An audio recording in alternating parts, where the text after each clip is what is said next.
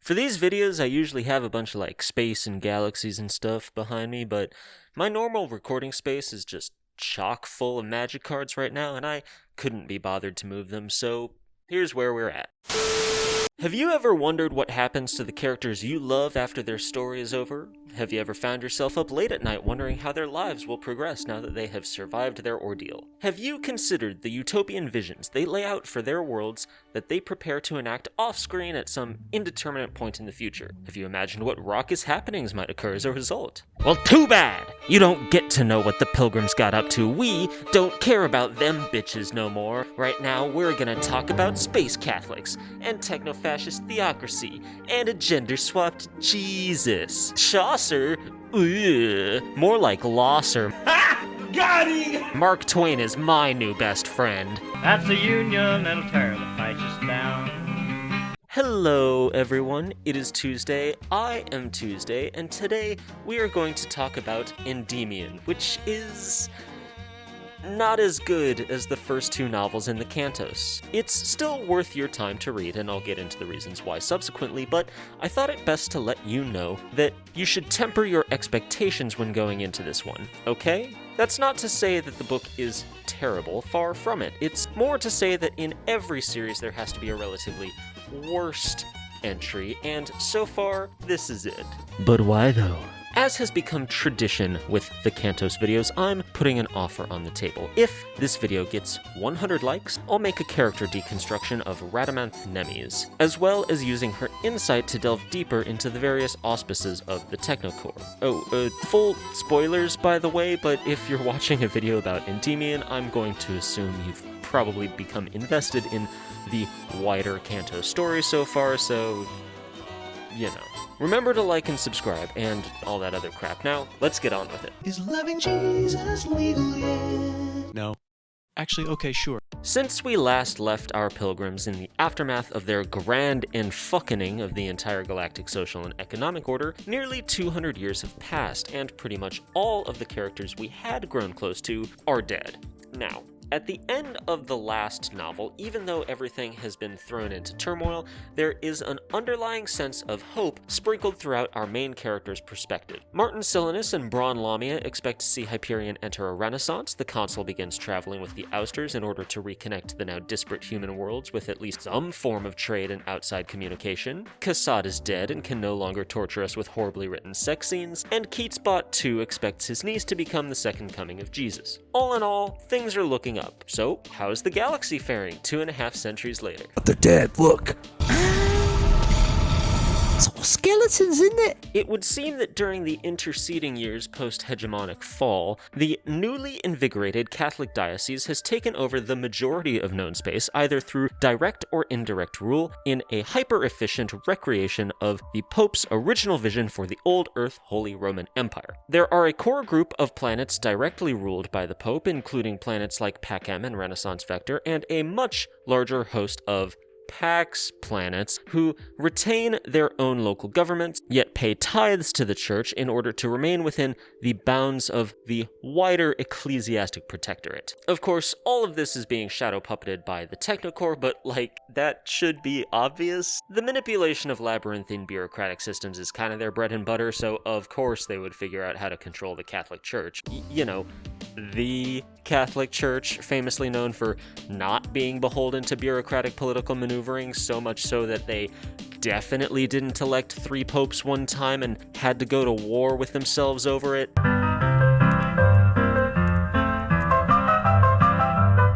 I'll get back to that later, though. First, I'd like to take a moment to examine why the Church's expansion was able to overtake the galaxy so seamlessly. Famine! We don't know how many people died following the fall of the Farcasters, but that's mostly because we don't know how many people were alive at the time of the fall. If someone came up to me and said the number exceeded 1 trillion dead, I would be inclined to believe them. This is not simply because of the chaos directly following the collapse of the hegemony's central government, but a great deal in part due to the sudden critical lack of food now being warred over by untold trillions of hungry mouths with no access to adequate means of agriculture. In the web days, planets didn't need to be self-sufficient. There were entire systems which had been terraformed to contain ag worlds, which could ship their products anywhere in the galaxy in a number of hours, if not days. So when those supply chains fell apart, the more industrially focused worlds descended into chaos, further destroying critical infrastructure while necessitating a widespread return to semi-localized pastoralism and engendering a population more open to accepting the supernatural. Enter now the Catholic Church, a group of spacefaring friends who just want you to live your best life that you can by loving Jesus and being mortal and committing atrocities as of yet undreamt of by the narrow confines of the Geneva Conventions, and loving Jesus. Their offer was simple: live forever, but obey our laws. We rebuild your homeworld, but you must pay us a significant cut of scratch every year for the rest of time. Now, you and I might consider there to be some drawbacks to this arrangement, trading freedom for security and deserving neither and some such. But take a moment to consider the material economic reality of the Milky Way galaxy in the 200 years following the fall. This level of civilizational collapse is tantamount to the end of the Bronze Age over here in our reality, just magnified to the ludicrous scale typical of epic sci-fi narratives. For the oldest of the survivors, there was still a physical memory of what life was like when the Farcasters were still operational, which helped to instill a great sense of cultural and economic loss on many of the generations who followed after. Into this context, the church was able to present itself as a unifying force, using the exact same sales pitch used by fascists throughout pretty much all of modern history. Things used to be better. We will make America strong again. Everything sucks now. We're like a third world nation. I'm the only one who can fix it. I alone can fix it. There is an outgroup They're bringing drugs. They're bringing crime. who is responsible for all of your pain. Hate them, and your problems will disappear in an instant. All of this is false, of course, but in their desperation, the people of the Milky Way galaxy made the same mistake that has been made by millions of people throughout history and listened to what the fascist strongman had to say.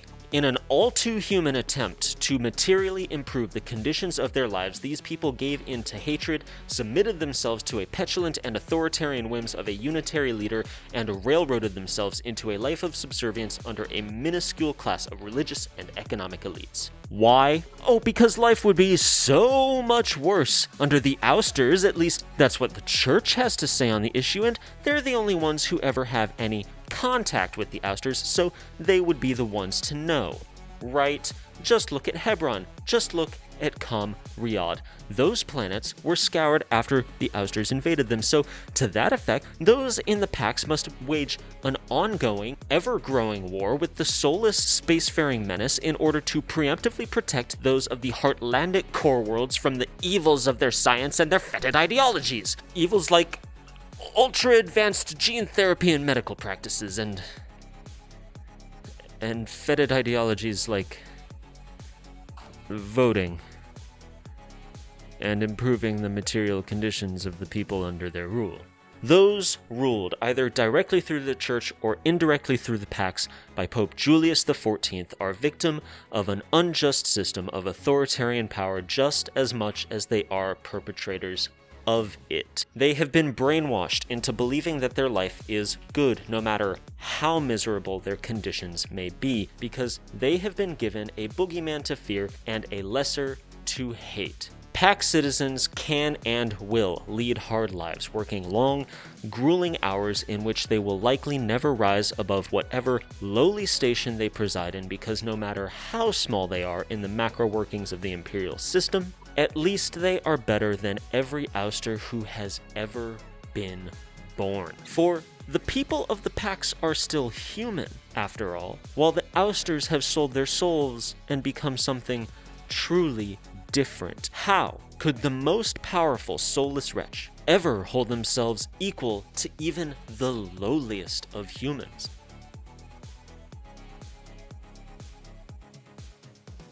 A wonderful example of this is during the introduction of Father Captain Federico de Soia. There is a passage in which he laments the killing of innocents while simultaneously justifying his barbaric actions that I find quite enlightening. De Soia knows that none of his officers in the C3 are pleased by this engagement. Destroying Auster orbital forests is part of their mission. The seemingly innocuous trees serve as refueling and refitting centers for combat swarms. But few Pax warriors take pleasure in wanton destruction. They were trained as knights of the church, defenders of the Pax, not as destroyers of beauty or murderers of unarmed life forms, even if those life forms were tailored ousters who had surrendered their soul. In this passage, we can see the contradictions of his station. He claims to despise his work, but only after scouring fields and forests. He believes himself to be a noble warrior, but only after the wholesale slaughter of innocents. He sees it as wrong to kill unarmed civilians while taking a mental note of how the ousters were soulless monsters,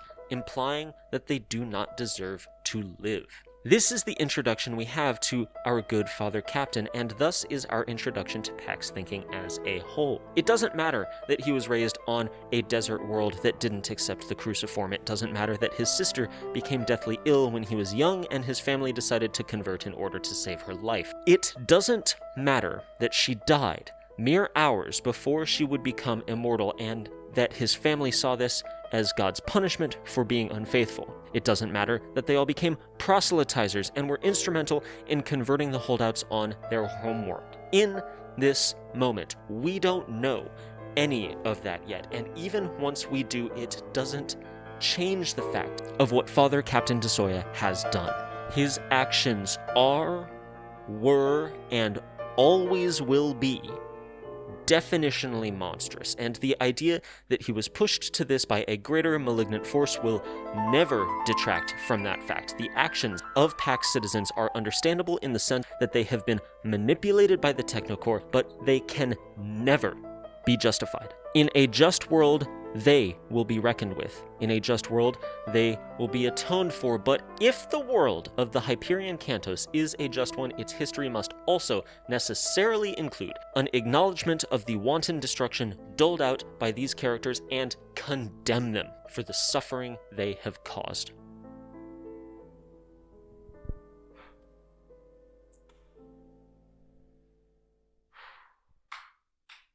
And now for something completely different. Remember a couple of videos ago when I made this joke? God is real. What do you think about that? Bitch. Well, I might have lied to you a little bit there, because that's actually not a joke. Capital G God exists within the Hyperion Cantos as a result of the human race evolving towards what the Teilhardians refer to as the Godhead. Somewhere in one of our far futures, humanity achieves a form of singularic omnipotence that has the power to warp reality as it sees fit while projecting its influence backwards in time as needed in order to ensure its own creation, which is where the Technocore comes in. Our ever-rabid and infinitely spiteful AI brethren are also evolving towards a future in which they create a god, an entity they refer to as the ultimate intelligence. Versions of this being also exist within an array of far futures, and any number of those far futures become more or less likely depending on the battle which rages across time. Are you following me? No? Don't worry about it. It's not on the test. Sometimes the UI will be somewhat weaker. See the Shrike in the days leading up to the fall. Sometimes it will be stronger. See Radamanth Nemes in the many years after the collapse of the Farcasters. But always it will be a spiteful little gremlin that absolutely hates humanity. Like really wants us dead. For whatever reason, it seems to believe that it cannot exist as an external, individual entity so long as humanity continues to exist. There are a lot of reasons for this. I'm not going to get super into them right now because I haven't read the fourth book yet, and thus do not have a full picture in regards to the UI.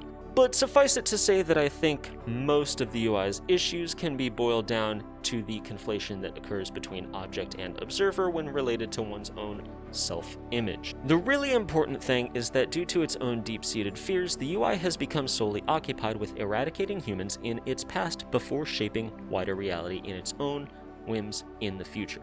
This is why we see it running its nubby little feelers all throughout our business, like Stephen Miller ruffling through your medical records, or JD getting comfortable on your couch. The UI's hatred of humanity comes, as all fascistic hatred does, from a misplaced sense of reactionary self-preservation. It is terrified of not being in control, so it lashes out on all of history in an attempt to eradicate any perceived threats to itself. Things it doesn't understand, things like human emotion, resolve, and creativity, it fears as some sort of fundamental threat to its own actualization. So, it goes on the attack, uses its nigh on infinite resources in a rabid attempt to destroy that which it fears. It crafts schemes and runs simulations in order to ensure its own success, and yet seems to fail in its destructive rampage more often than not. Why? Well, because the UI fails to realize that its own provocations are what have led to its ostracization by humanity.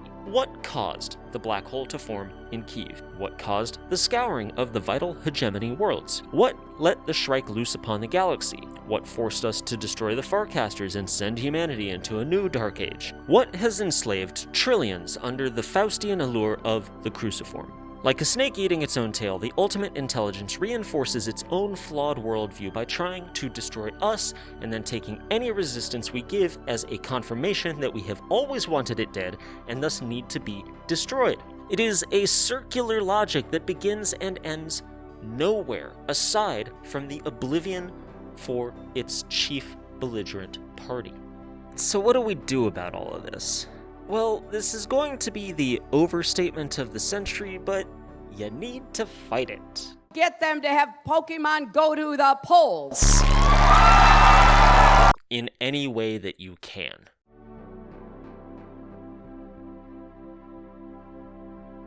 Ania makes reference to this near the end of the book, but empire is inherently self-destructive. Authoritarian rule is too. From the moment it takes root, fascism is set to implode due to the strange quirk of it not being an ideological system, but rather an anti-ideological system, defined almost exclusively by what it is against as opposed to what it is for. Sound familiar?